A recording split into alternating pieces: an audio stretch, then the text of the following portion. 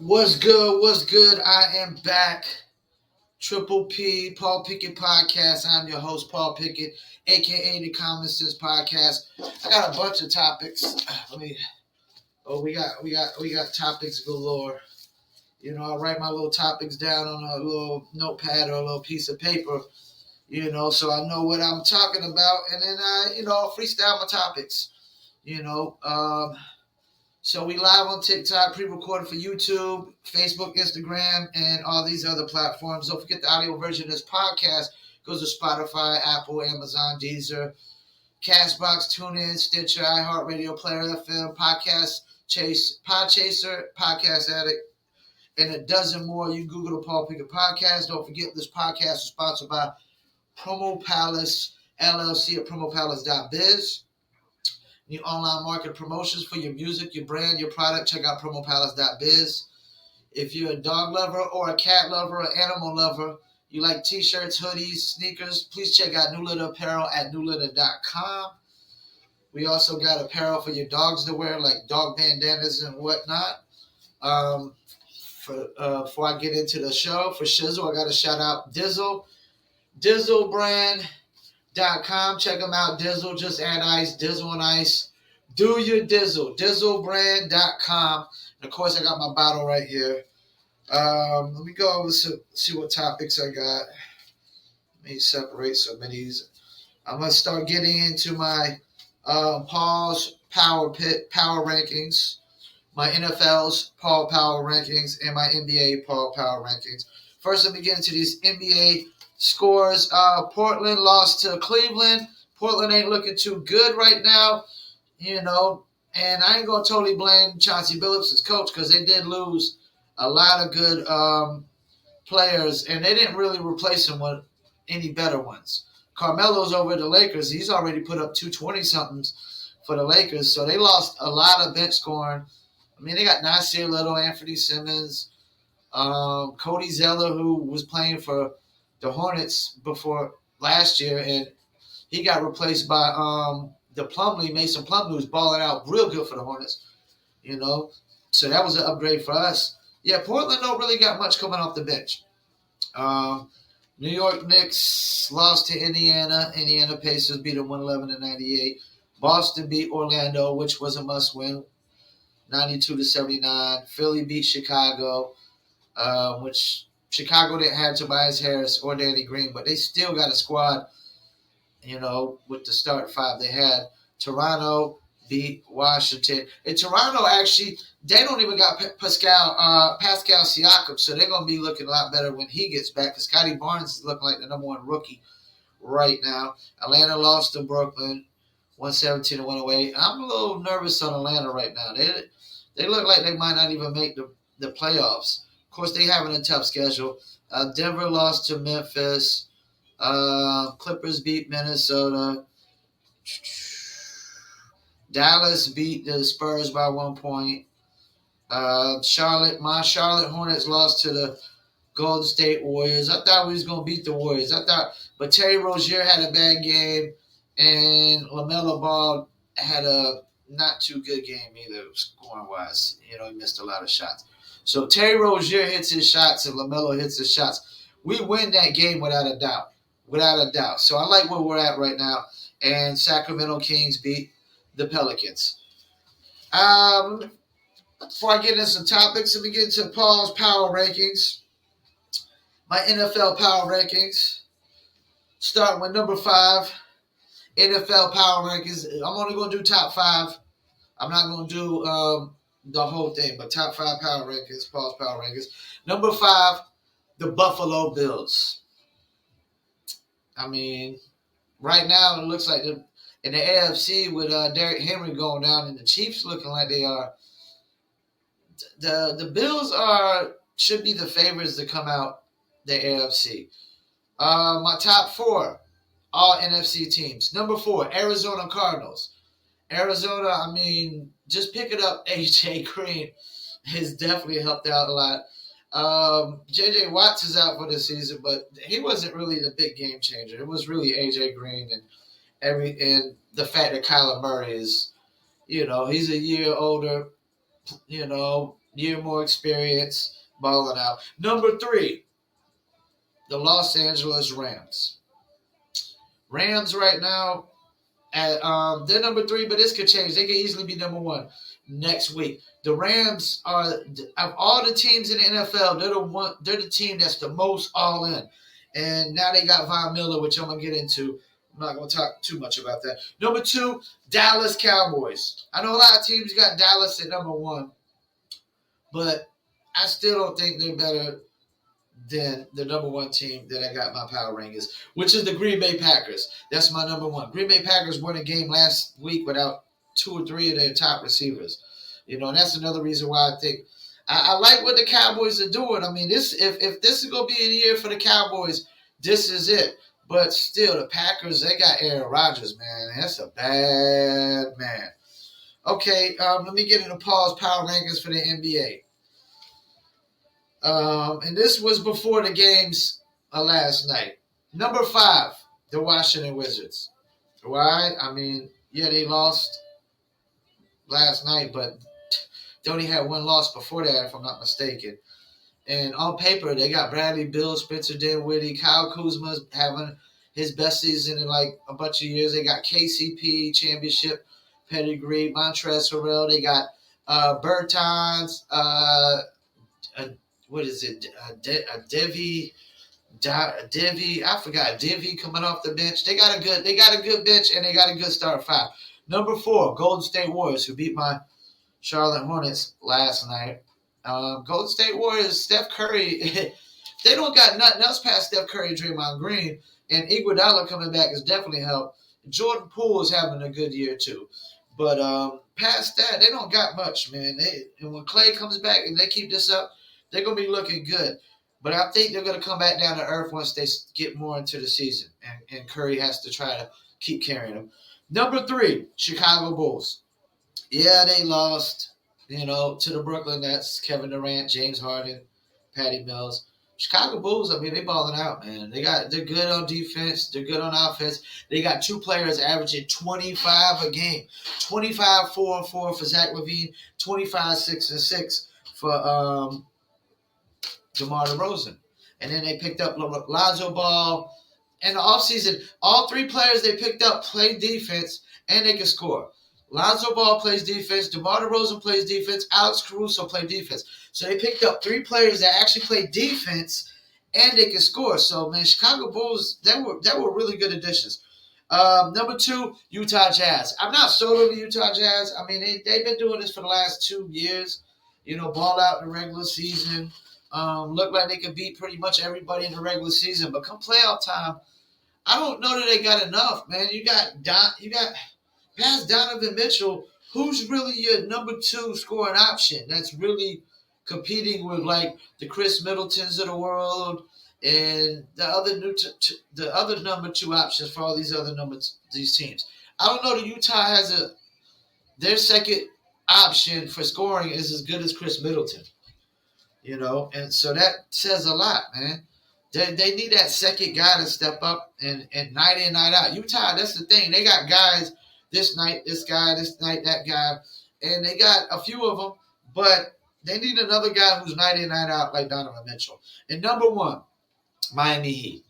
Picking up P.J. Tucker, defense, plays defense, 3-and-D guy. Picking up Kyle Lowry is definitely, changed. Tyler Heroes is having a real good season, a way better season than he had in his sophomore season. So yeah, I like Miami Heat's number 1 right now, man. I mean, they're number 1 in offensive efficiency and defensive efficiency, if I'm not mistaken. They're the favorites to come out the East, and right now the favorites to come out the West is if I had to pick a team, right now it's Golden State, and I'm gonna say the Lakers. And even though they're not my Paul's power rankings in the top 5, they're coming up because they're starting to get things together. The last game, all 3 of the big 3 scored 25 plus points. They all got their numbers. Like LeBron and Westbrook pretty much almost had a triple-double with all of them. I got a bunch of topics to get into. Pretty much All of them are sports related. Von Miller to the Rams. We'll get into that first. Game changer, man. I mean, the Rams are all in. I'm very interested to see what Von Miller and Aaron Donald is going to look like. And let me sip some of my root beer. While I'm doing that, please hit that follow if you're watching me live on TikTok. If you're watching a pre-recorded on YouTube, hit that subscribe. Pre-recorded on Facebook, hit that like. Hit that follow on Instagram TV and everywhere else. Hit that subscribe or follow. Von Miller to the Rams. I mean, ain't much to really say, man. It's a game changer. The Rams all in. I mean, they got like a 2-year window, to try to win the Super Bowl with Matthew Stafford and Von Miller coming over to the Rams. Marcus Smart calls out Jason Tatum and Jaylen Brown, telling him to pass the ball. Apparently, it worked. They won. They won the game against Orlando, which was a must win. And Tatum only had like 14 points, and Jaylen Brown had 20 something. But it was well balanced. 14, 12, like 20 something, very well balanced. Boston. I mean, all due respect, man. I like Jason Tatum and Jaylen Brown, but the problem with Jason Tatum being your number one guy is he's not good as Jaylen Brown on defense. And your number one guy has to, pretty much has to, he has to play defense too. He has to be a defensive stopper, man. He has to be able to shut people down as well. So Marcus Smart calling him out, good thing. Definitely worked for last night's game. Marcus Smart is definitely the most complete player on that team. He's passing the ball a lot more than most people. So, yeah, it was a good thing. I'm going to save that one.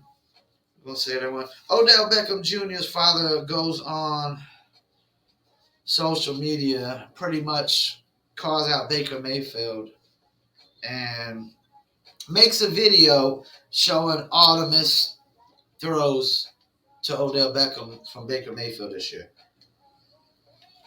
Now, I mean, or not missed throws, but all the times that Baker Mayfield missed him wide open. I mean, all due respect, you're a grown athlete, a grown man, and your daddy gotta speak for you. I mean, that's ridiculous, It's so ridiculous, like that your daddy gotta speak for you. And then what does it really say? I mean, quarterbacks always miss a lot of people wide open. I mean, because when you're under duress or something, you got to go for the quickest person you could get. You know what I'm saying? So, yeah, man. I mean, it's so lame, man. I mean, it's so lame. It's so childish. It's like, yeah, I understand parents get upset. Like Marvin Bagley from the NBA, his dad speaks up because he ain't getting no PT. All due respect, if he was balling better, he'd be getting PT. And Odell Beckham Jr. hasn't done much since he's got to Cleveland. He hasn't done much.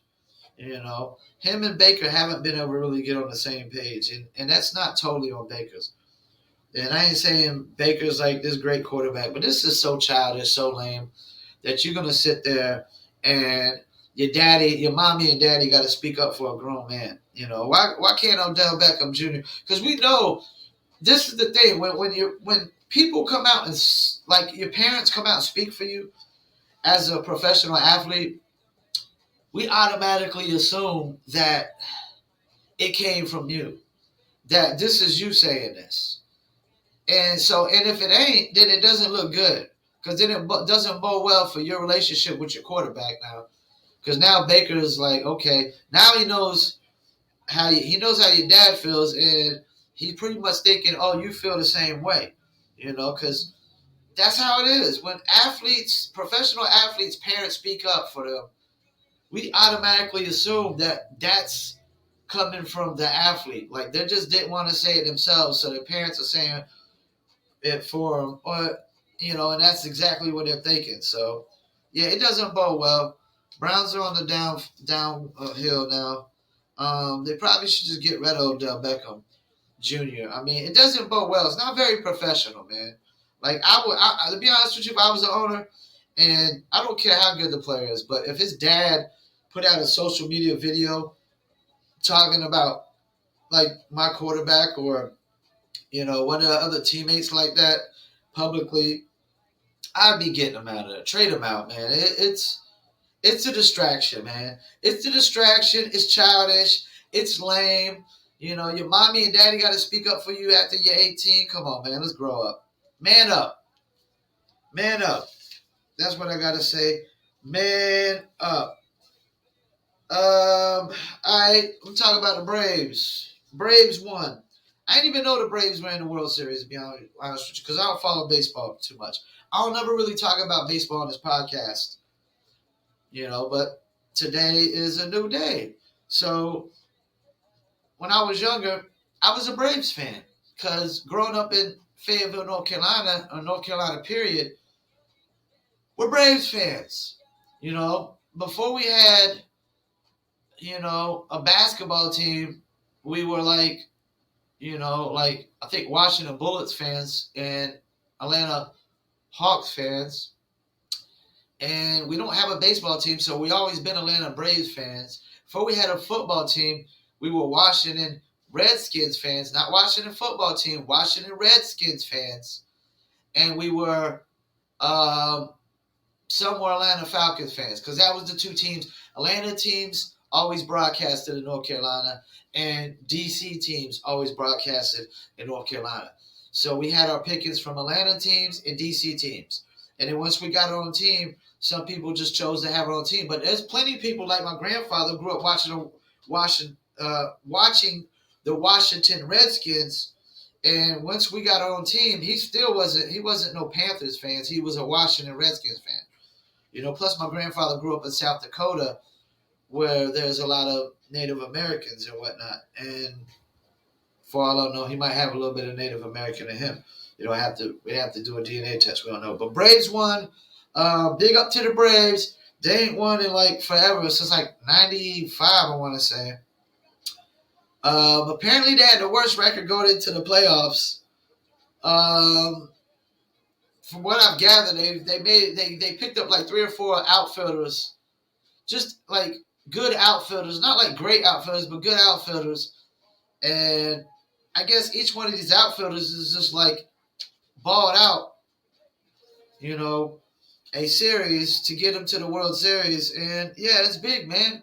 I mean, Atlanta just had the Atlanta Hawks in the Eastern Conference Finals last year. The Braves won this year. I mean, it's a good look for Atlanta. And Atlanta being in the South and being, teams that a lot of North Carolinians liked before we even had our own team. And there's still, most North Carolinians, like I said, are Braves fans anyway. So it's big for Atlanta. It's big for North Carolina. Big up to the Braves, man. Last time the Braves won, it was David Justice and, Ryan Gant, and they had a pitching staff that was crazy. They had like Smoltz and, Glavin and Maddox, and yeah, they had a crazy pitching staff. But big up to the Atlanta Braves. I don't tell much baseball, and baseball's boring though. I've been to a baseball game. I've been to an Angels game in California versus Seattle Mariners when King Griffey Jr. was playing. Baseball is boring, man. That's why you gotta have a 7th inning stretch. Nothing really to talk about except when people win the World Series, because I mean baseball is boring. It ain't America's pastime sport no more. Football is that. All right, let me get into. How many more topics I got? I got one music topic and 2 sports topics. Before I get into it, I want to shout out Swaggle and Perk. Old Swaggle and Perk got a podcast now. Check them out Tuesdays. I think it's on ESPN or ESPN Radio. You can Google it, Swaggle and Perk. I just think that's gonna be an interesting combo with Swaggle and Perk.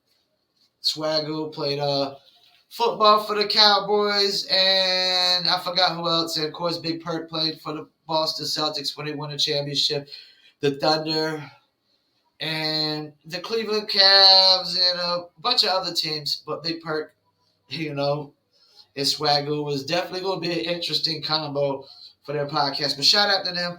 Let me get into this. Henry Ruggs charged with driving under influence, fall death. And he got released for the Raiders. First of all, my condolences go to the family members of I think it was a 23-year-old female that died in a car accident. The car caught on fire and she couldn't get out. Apparently, Ruggs was under influence, said he was driving 100 and something miles per hour in his Corvette. This is like part of I've been hit by a car before, crossing the road. I broke my foot, dislocated my shoulder, broke my femur, and I always thought pedestrians had the right of way. I was literally, I had to cross like 4 lanes, and I was in the very last lane halfway through, and the lady hit me with a car and didn't even come over to see if I was okay, acted like she just had the worst day of her life when she hit me, and I'm the one that got to go to the hospital. But this is really messed up, man. This is where accountability, man, really needs to come in play. Did he deserve to get released from the Raiders? Hell yeah. You know why? Because they need to lock him up. I just seen a stat the other day. Every 57 minutes, somebody dies from a car wreck. You know how many COVID deaths on average per day right now? 7.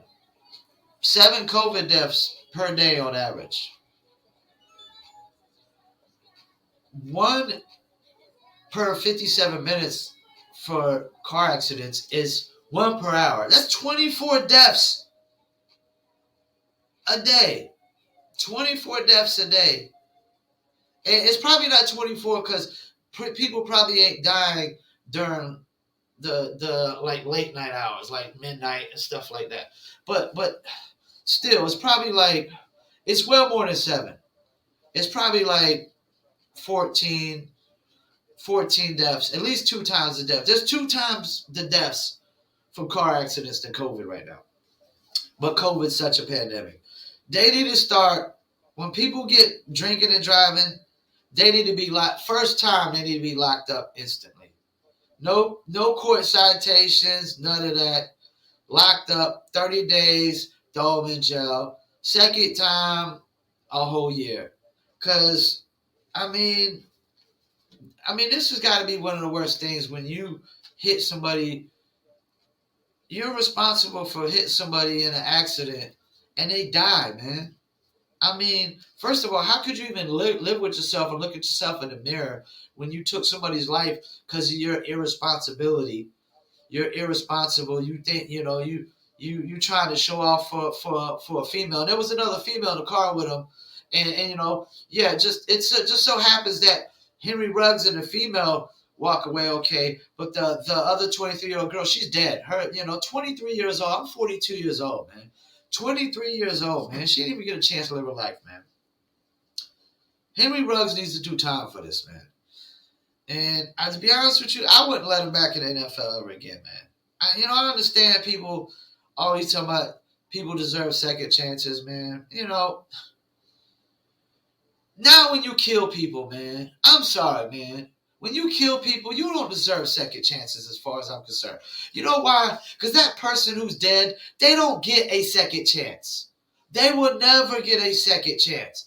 I'm sick and tired of people thinking that people that kill people deserve second chances. You don't deserve jack shit because the person you killed doesn't get a second chance. And if you get one, so be it. So be it. But you don't deserve one. If you get a second chance, so be it. But this idea that people who kill people deserve one. The only person that deserves a second chance that kills somebody is a person who killed somebody in self-defense. If you kill somebody in a car because you're driving reckless, you don't deserve a second chance. If you murder somebody in cold blood, you don't deserve a chance. You murder somebody with drugs, money, over a female, you don't deserve a second chance. The only time you deserve a second chance is when you kill somebody over self-defense. Not only do the laws of man pretty much dictate that, so do the laws of nature. So do the laws of nature.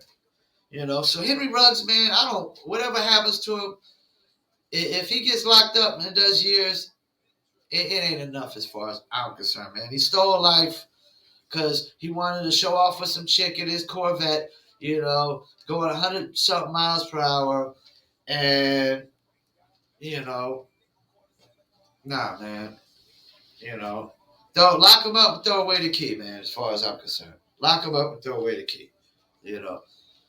This is what I think about when Henry Ruggs deserves a second chance. And I ain't saying he's a bad person, but actions and reactions, responsibilities, accountabilities. You're responsible for taking a human life. Guess what? You're accountable for any kind of punishment that comes that way. All right, I'm going to get into this last, I guess you could say it's sports related. I got 2 topics left. And I didn't know I was going to get all the topics. But before I get to these last 2, hit the click now, subscribe button, like, share, comment. If you're on TikTok, watching me live, please hit that follow. All right, I'm going to get into this one. Kaepernick compares NFL Combine to slave auctions. So I seen this video the other day where Colin Kaepernick compares NFL Combines to slave auctions. I mean, are you serious? I mean, this has got to be the most hypocritical horseshit ever. Because ain't nobody making millions of dollars a year a slave to any kind of system. Nobody making millions of dollars a year is a slave to the system. That is complete horseshit. They're not a slave to anything. So he says something about, poking and prodding players, examining them. So what? Like, NFL teams, they can't get an up close look at an athlete. I mean, it's one thing to watch an athlete on camera, on video. It's another thing to see them up close and personal. So this idea that athletes should go to the combine and have to run and jump and show how athletic they are, like this, you're comparing this to slavery. I don't even know if Colin Kaepernick even thought of this lies, this horseshit, this hypocritical BS. I don't even know if he thought this up himself. Somebody might have thought this up and he's just reading a script. But regardless, man, it's complete horseshit. I mean, really stop it, man. It's race baiting. That's all it is. It's race baiting. When you sit there and compare the NFL, so why you ain't comparing the NBA Summer League to slave auctions? What about baseball farm teams? Oh, you can't. Well, that's right. There's a lot. You're not going to compare baseball farm teams to it because there's a lot of white baseball players. Oh, I get it. And then also there's a lot of white NFL players too. So like, what are they? So you're only saying only the black NFL players in the combine are being treated like slaves, but the white ones aren't. They all go through the same process. That's why it's so hypocritical. It's horse shit. This is what I think about NFL combines being compared to slave auctions. It's complete bogus fairy tales, made up horse shit, man. It's apples and oranges. It's not even. Come on, man. Stop it, man. Is this what we're going through in society, that we got to race bait with lies? I mean, the NFL Combine is nothing like a slave auction. Every last one of these guys is going to get a contract that is more money than I make in a year, and probably four other people combined with me. They make every single athlete, as soon as they get drafted, makes more money than the average person in 1 year. In 1 year, they make more money than the average person makes in almost a lifetime. And we're comparing athletes to slavery. Any part of what's going on in athletes. Like, I heard somebody try to compare owners to slave masters because there's predominantly only white owners. I mean, really? I don't recall slaves getting paid $35 million a year during slavery. Stop it, man. Ain't nobody making 30. You got athletes making 45, 50 million a year. They're not a slave to nothing. LeBron James, all the money he makes. I mean, his freaking kid. You're not going to sit here and tell me that LeBron James Jr. is not the most privileged kid on the planet Earth in the whole universe. LeBron James Jr. is more privileged than Jesus Christ right now, the Son of God. Stop it, man. Stop it. You know. All right, I'm going to get to my last topic. But my last topic is actually, I'm coming to the defense of Lil Nas X. And this is why I got to come into the defense of Lil Nas X. And let me be clear. And let me be totally clear before I tell you why I'm coming to the defense. Do I condone what Lil Nas X does in his music videos, and do I support homosexuality and transgender? No, I don't support it. Do I accept it? Yeah. I mean, there's all types of people in this world. It's not up to me to decide who wants to be what and act like, anybody can like what they want to like, be what they want to be. You just can't convince me to like it. You can't convince me to support it. And you can't convince me that a man can be a woman and a woman can be a man. They can think they are, but they're not. Now, why am I coming into the defense of Lil Nas X? Well, because cats like Boosie and stuff, they sit there and they say, what Lil Nas X does is a detriment to hip-hop. It's a bad influence on the kids, children.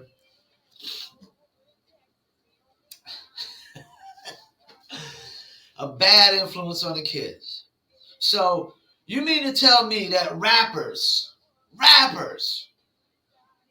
are actually trying to point fingers? He's a bad influence on the kids. He's a detriment to hip-hop. Rappers. The worst. If I had to pick anybody on the planet of any celebrities, any kind of celebrity field, athletes, actors, musicians, any kind of celebrities, billionaire celebrities, well, if I had to pick any celebrity field who was the worst influence on kids, it would be rappers. Rappers are the worst influence on kids on the entire planet, next to terrorists and narco traffickers. Rappers are the worst influence on kids. There's no rapper on the planet unless it's like Kendrick Lamar, J. Cole. Somebody like Kendrick Lamar, J. Cole, I don't want to hear about any rapper pointing fingers at Lil Nas X saying he's a bad influence, he's a detriment on kids. Yes, I don't agree with what Lil Nas X does. I don't support it. I don't condone it. Do I accept it? I mean, homosexuals been around since mankind has been on the face of this earth. Greeks were the Greeks were into it. Romans were into it. You know, they were into not even just homosexual stuff. They were into pedophilia stuff. To them, that was natural and okay and acceptable.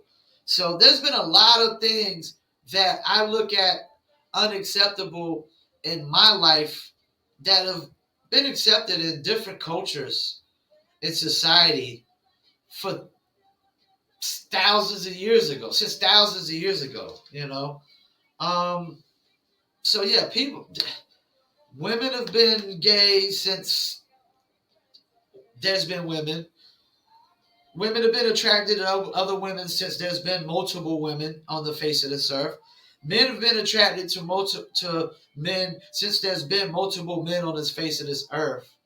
Maybe not a large, percentage or a large portion, but there's always been this, So that's nothing new, and it's not going nowhere.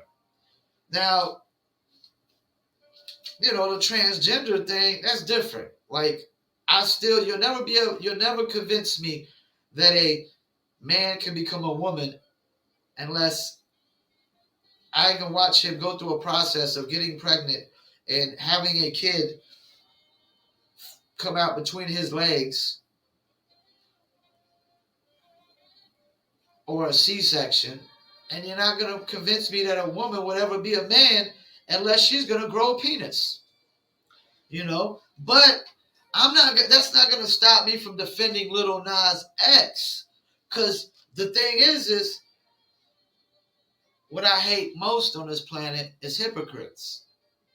And I will come to defense of anybody when they're facing, hypocrites pointing fingers, even no matter if it's Lil Nas X or whoever, Yes, I don't condone what he does in his music videos and the messages he puts out there to kids. But for rappers to say that he's a bad influence, stop it. Rappers are the worst influence on the planet. All of y'all are terrible influences. All of y'all are hypocrites if y'all sitting there pointing fingers at Lil Nas X for being a bad influence. So that I will defend him on. You know what I'm saying? So all you rappers out here criticizing Lil Nas X for his lifestyle choices, stop it, man. Y'all are the biggest hypocrites on the planet because y'all are the biggest influences. I mean, the worst influences on the planet and some of the biggest influences over kids. Y'all rap about gangbanging, selling drugs, popping drugs, shooting people, killing people, robbing people, just having slutty sex, meaningless sex. Y'all rap about all the negative things in society over and over and over and over again, and y'all be like, oh, this is what I do. It's so cool. It's so cool to sell drugs, fuck bitches, carry guns, shoot people, rob people. It's so cool to sell crack and coke and heroin and pop mollies and snort angel dust and take Quaaludes. It's so cool. It's not cool when you teaching this shit to the kids. That's what it's not cool. And yeah, people could say parental advisory stickers and all that. Stop it, man. Stop it. I don't want to. Don't even blame it on that. But yeah, I don't condone everything Lil Nas X does. I think he's genius. He's a marketing genius. A marketing genius. He's a clickbait genius, marketing genius. I don't think he makes terrible music. He's a lot better artist than a lot of those trash rappers that point fingers and probably say, oh, he's a bad influence. He's promoting this homosexual gay stuff. Then don't watch it. Don't listen to it. That's what I do. If I know Lil Nas X is doing all this homosexual gay stuff and I don't like it, then guess what? I just don't check out Lil Nas X videos and I don't listen to his music and I don't pay attention to what he's got going on. You know? That that's another thing. People gotta stop you can always stop listening and stop watching. You know? Just cause it's out there don't mean you gotta watch it or you gotta listen to it, man. People, choose to entertain what they entertain. And I watched Lil Nas X video with Jack Harlow because they was talking about a controversy. And that's when I was like, whoa, yeah, this cat is just going a little too far for me. But I'm not gonna sit there and, be like even that I'm a rapper. I'm a rapper. I got music and I ain't always rap the most positive things in my music. So I would be a hypocrite to say that Little Nas X is such a bad influence on the kids when I've made music that's not always the great influence for children. I've made music that just is probably for 18 and older before 21 and older, 18 and older, my bad. So yeah, but yeah, y'all need to stop, man. Stop worrying about Lil Nas. Let Lil Nas X fans worry about Lil Nas X and just worry about being a fan of who you like and who you're interested in, who really aligns with your views, and like. But yeah, bunch of topics. I definitely can't put all these topics in the title. Once again, I want to thank y'all for tuning in. Paul Pickett Podcast, live on TikTok, pre-recorded for YouTube, Instagram, Facebook, and dozens of other places as well. The audio version goes to dozens of places. You can Google the Paul Pickett Podcast. It's PaulPickett. Don't forget this podcast is sponsored by Promo Palace LLC at promopalace.biz. You need online and marketing promotions for your music, your brand, your product, or whatever. Check out promopalace.biz. If you're a dog lover, a cat lover, an animal lover, let me clean up this little mess I got while I'm doing this. Check out newlitter.com, New Litter Apparel. We got t-shirts, hoodies, sneakers, dog apparel like dog bandanas. Also, for Shizzle, I got to shout out one of my favorite brands, Dizzle, DizzleBrand.com. Check them out. Just add ice, Dizzle and ice. Do your Dizzle, DizzleBrand.com. Got a dozen recipes on there that y'all can follow. And of course, my bottle. And we got the online ordering link that just came out. So we'll be promoting that, the online order link. You go order, I think it's best to order like 3 bottles at a time. It's like $44 shipping and whatnot. Once again, I want to thank you for tuning in. My name is Paul Pickett. This is Triple P, the Paul Pickett Podcast, a.k.a. the Common Sense Podcast, your source for music, sports, politics, world events, and more. Once again, I want to thank y'all for tuning in. Live on TikTok, YouTube, Facebook, and more. And I'm out.